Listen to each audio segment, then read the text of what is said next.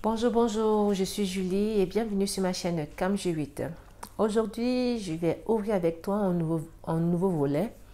L'une des raisons pour laquelle j'ai ouvert cette chaîne YouTube, qui est de te partager ma lutte contre l'alopécie. Voilà, donc comme tu peux le voir, voilà, je souffre d'alopécie depuis 2014. Avant 2014, qu'est-ce qui s'est passé dans ma vie? Il s'est passé qu'en 2010, j'ai obtenu le visa pour venir poursuivre mes études en Italie. Voilà. Donc en 2010, je suis une jeune femme de 27 ans qui est copropriétaire d'un salon de coiffure au Cameroun avec ma soeur amie Sylvie. Donc, bisous Sylvie. Voilà. Je me débrouille, j'ai une vie paisible. Je ne suis pas riche, hein, mais je vis avec mes parents, je suis tranquille, je gagne mon pain, je fais ma vie en fait. Je me la coule douce comme on dit. Je vais arriver ici avec plein de rêves dans la tête. Mais il va suffire d'un mois pour que tous ces rêves tombent à l'eau. Parce que je me rends compte que ce n'est pas comme on croit, que c'est difficile de s'intégrer. C'est difficile d'étudier en une langue qu'on ne connaît pas. En ce moment, je pense que j'ai échoué. Je pense que je n'aurais pas dû laisser mon activité pour venir là, que je ne vais pas m'en sortir, je ne pourrais pas étudier parce que je ne comprends pas. À titre de rappel, moi j'ai fait la faculté d'économie, économie et commerce. J'ai obtenu une licence en économie et commerce. Donc les débuts à l'université ne sont pas faciles. Je tombe dans la dépression. Je fais 3 mois de dépression qui vont être très intenses pour moi parce que c'est la première fois que je m'approche de cette maladie-là. Je vais déprimer et avec le temps, je vais rencontrer aussi mon ex-copain. Ça va m'aider. Donc mon ex-copain va m'aider. Pourquoi? Parce que lui, il est italien, il vit avec sa maman, son papa, il a sa grand-mère, son grand-père. En fait, il a le cercle familial qui me manquait beaucoup. Je vais le retrouver avec lui.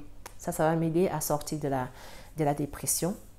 Même si j'ai mon grand frère ici, hein, c'est pas que j'étais seule, mais j'avais pas ce cercle familial-là auquel j'étais habituée. Voilà. Donc, je vais rencontrer mon ex-copain, ça va m'aider, je vais sortir de là. En 2011, mon papa va venir ici parce que mon grand frère va se marier. Quand il va venir, je me rends compte qu'il est malade parce qu'on ne me racontait pas tout parce que je suis très sensible, voilà. Donc, on me disait qu'il était malade, mais je ne savais pas à quel point. Donc, je vais le voir, je vais découvrir un papa qui a vieilli. Pourtant, ça fait qu'une seule année que je ne suis pas là. Je me dis, mince, c'est pas possible qu'en un an, il ait changé autant. Je me dis, est-ce que le prix à payer d'être loin de ses parents, est-ce que ce que je suis en train de faire ici en vaut la peine? Je vais entrer dans un dilemme, je vais me combattre moi-même. Je me dis, peut-être que je ne suis pas à ma place, peut-être que je devrais être près de lui. Maman va me dire non, non, on est là, je suis là, tes frères sont là, t'inquiète pas, fais ton parcours universitaire, ça va aller. Il va faire, je crois, 6 mois ici, il sera interné pendant plusieurs mois. Il va rentrer au Cameroun, mais moi, dès lors que je l'ai vu comme ça, mon objectif sera de rentrer très vite pour lui rendre visite. Donc, je vais commencer à faire les tresses.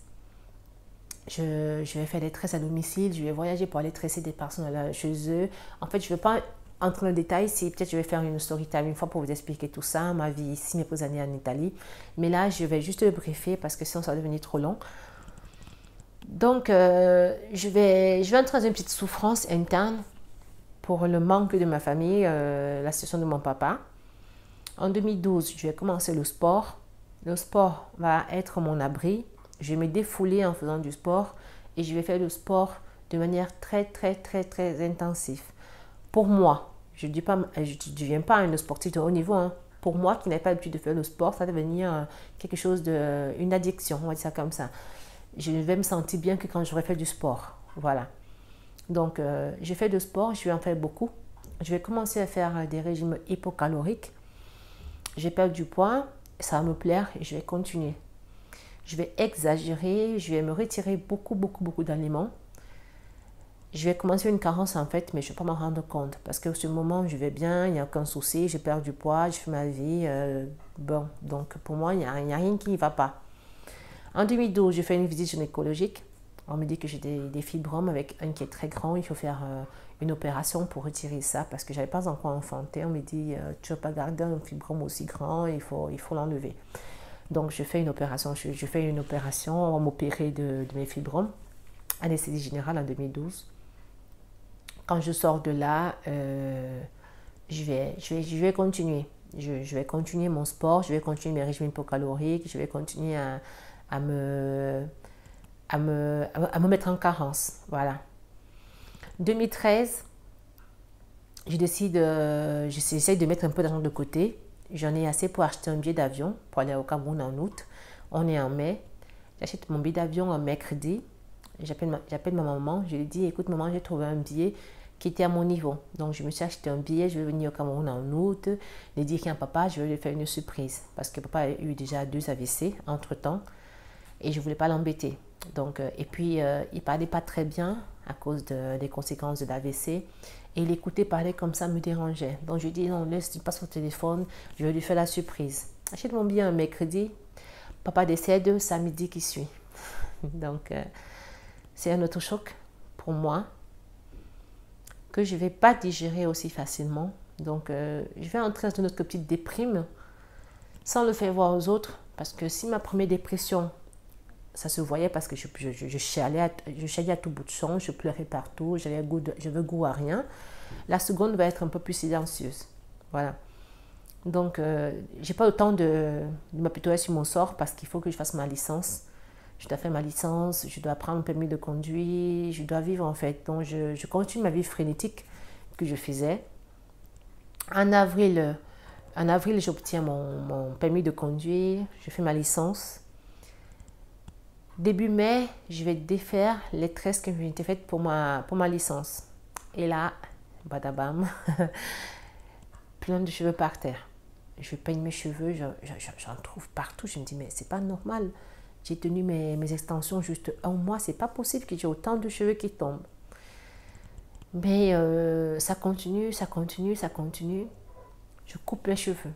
Je me dis, bon, ça va. On dit toujours quand tu coupes les cheveux, ça renforce la pousse. Je coupe mes cheveux, mais rien n'y fait.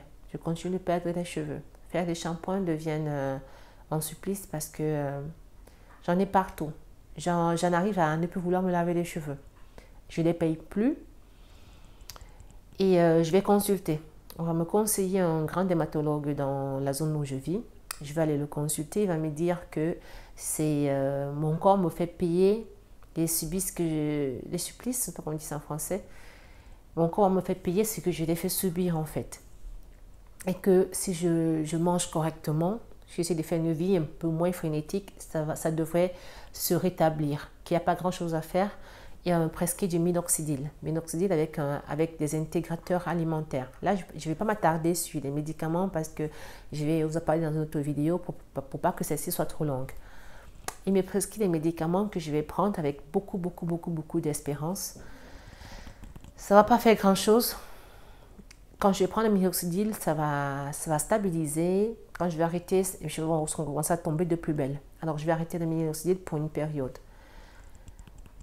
2014, 2015, 2016, je continue de perdre des cheveux. Je me sépare en 2014 aussi, voilà. Donc, entre la licence, mon permis de conduire, je me sépare en 2014, je dois l'habiter seule, voilà.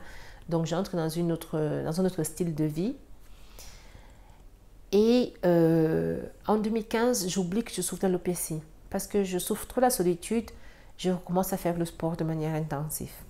Je recommence le sport, je me dis je vais manger mieux, mais je vais faire beaucoup de sport.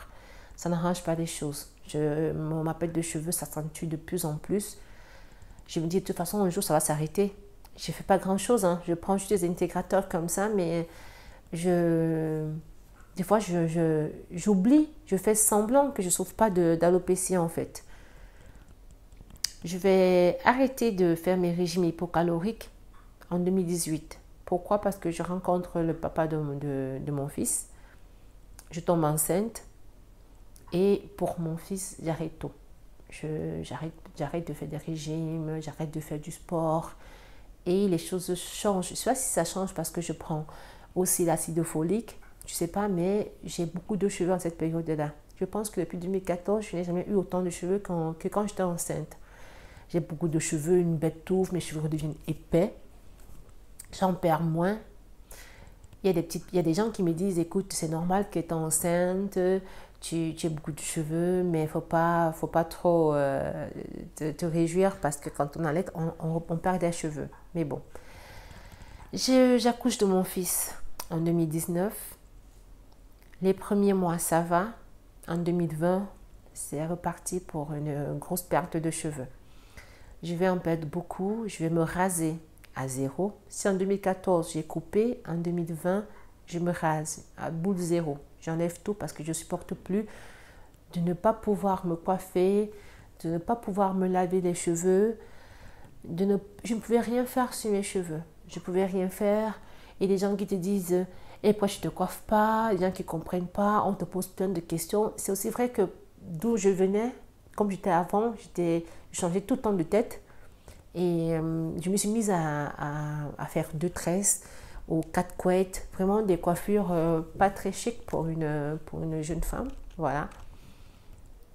Mais c'était ça ou rien en fait, mais les gens ne comprennent pas, on te juge, tu vas pas aller au travail coiffé comme ça, faut prendre soin de toi, il faut, ceux qui ont même te dit coiffe-toi, tu leur dis j'ai l'alopécie, ils te disent coiffe-toi en fait, parce qu'ils ne comprennent pas. Voilà. Donc, 2020, je me rase à zéro.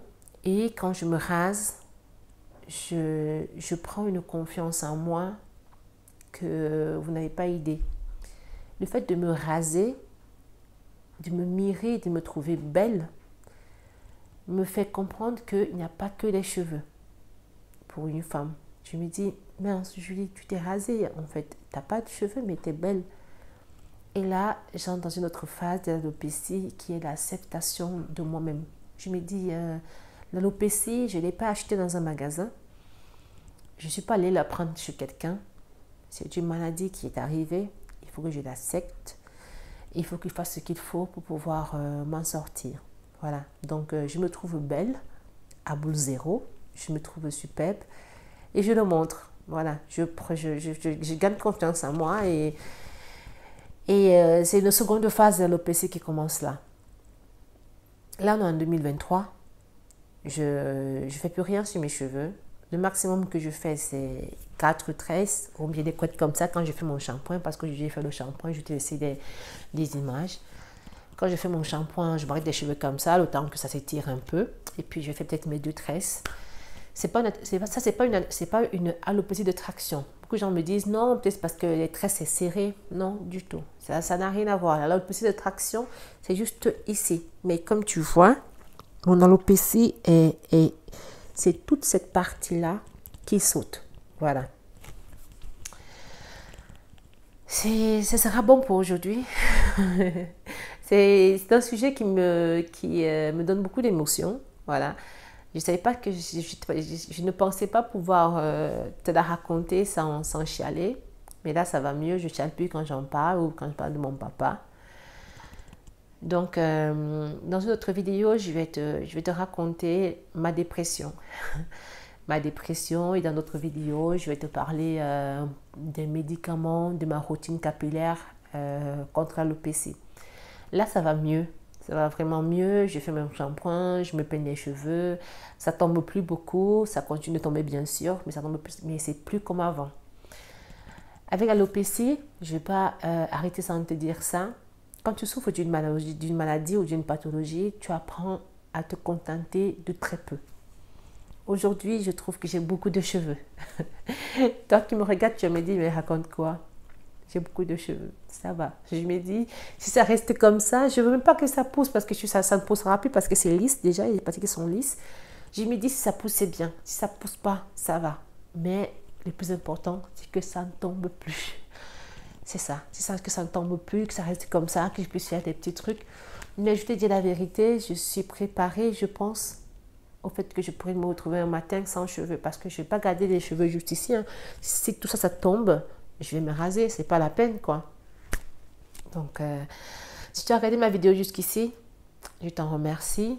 C'était pas une vidéo structurée, c'est vraiment juste pour parler à cœur ouvert avec toi, partager ça avec toi. Si tu n'es pas encore abonné, n'hésite pas à t'abonner à ma chaîne et à cliquer sur la cloche de notification. Si tu aimes mes contenus, mets-moi un pouce bleu parce que le pouce bleu, c'est la seule manière que j'ai de me faire connaître à d'autres personnes, de partager mon expérience à d'autres personnes. Et c'est la seule façon pour que YouTube, avec son algorithme, propose ma vidéo à d'autres personnes qui auraient fait la même recherche que toi. Donc, merci à vous qui vous abonnez. Merci de liker et merci de revenir souvent. Merci à ceux qui commentent. Vous êtes quelques-uns, quelques-unes. Merci beaucoup. Merci, merci, merci, merci. C'est toujours avec grand plaisir que je reçois vos messages et que j'y réponds. On va s'arrêter là pour aujourd'hui. Je te souhaite une bonne fin de journée et un bon début de semaine pour demain. Bisous à toi. Bye bye.